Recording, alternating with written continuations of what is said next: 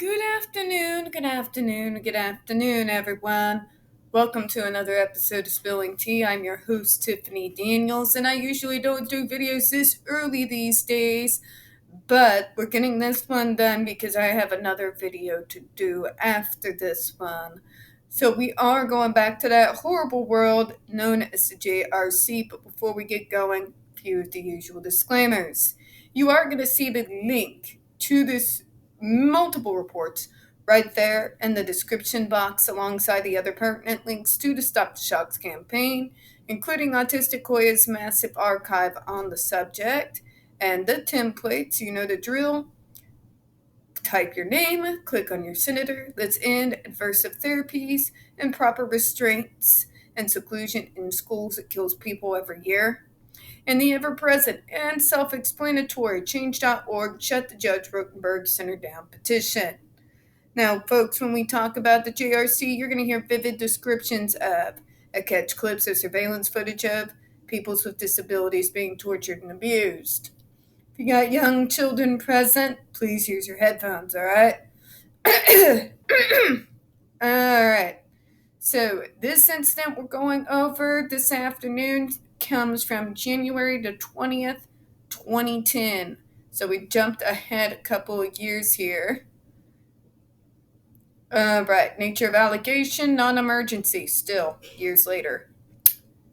Act, omission, physical injury, abrasion, but it's not an emergency, guys. God, I hate these people. Okay, oversight officer, civil investigator, blah, blah, blah. This case has been referred to the district attorney's office for review. The 19C investigator is available to provide assistance to law enforcement. Protective services will be provided when necessary. When necessary, protective services must be provided. The 19C investigation should proceed unless otherwise directed by the district attorney's office. SPDU action. TPR Lisa Washington Brown reviewed this case on January the 20th, 2010, and forwarded the same to the Bristol County DA's office, faxed a copy of the report to Chief Enos Riabo of PD. Allegation.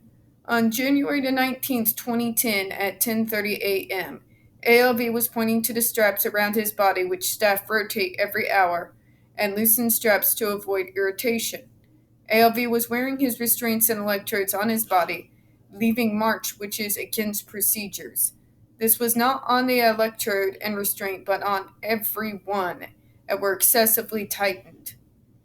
ALV has an area around his waist that is extremely red, resulting in things used at the facility cannot be used. It can cause blistering, but the skin is not broken yet. Oh my god, fucking seriously?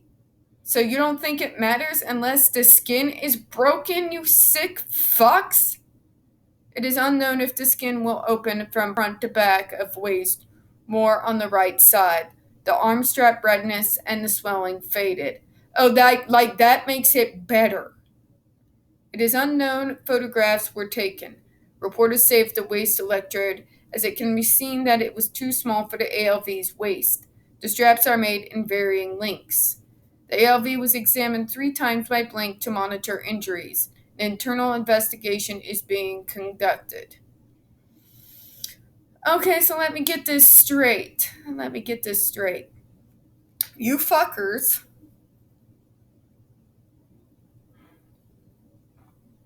note the injuries, but don't consider it as being wrong or horrible unless there's actual skin breakage. Okay, let's compare that to a typical abuse situation. If a woman came in with bruises all over her body, but there was no broken skin, would you then tell that lady that that's not a real injury and she didn't really suffer abuse until the fucker broke her skin? No, you wouldn't. But that's what you tell disabled people every fucking day in this place. That's what you tell us. And yeah, I'm sorry, but I'm going to make that equivalency. I'm going to make that equivalency right here and now. And I'm going to tell you why. Think about it. Why is there this double standard? You have one of the most progressive states in the Union, period, bar none. One of the biggest states to be behind the Me Too movement and all of it. But they bend over fucking backwards to protect these bastards, don't they? Don't they? Don't they bend over backwards to excuse or lessen or cheapen or somehow play down the horrors these kids go through every day? Yeah. Yeah, I said it. I said it. See, these people in Massachusetts and on the East Coast can sit there and talk about tolerance and diversity and inclusion and act like they are our moral superiors all they want to. But at the end of the goddamn day, this is what they allow to go on. These are the bastards they are protecting. They are allowing people with disabilities to be brutalized, tortured, starved, deprived of sleep. They're hypocrites, folks, of the highest order.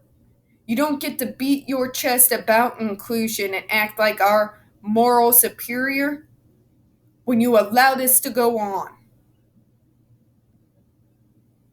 And on that note, folks, I'm going to go ahead and close out this evening. You're about to find out why I'm so fired up in my next video.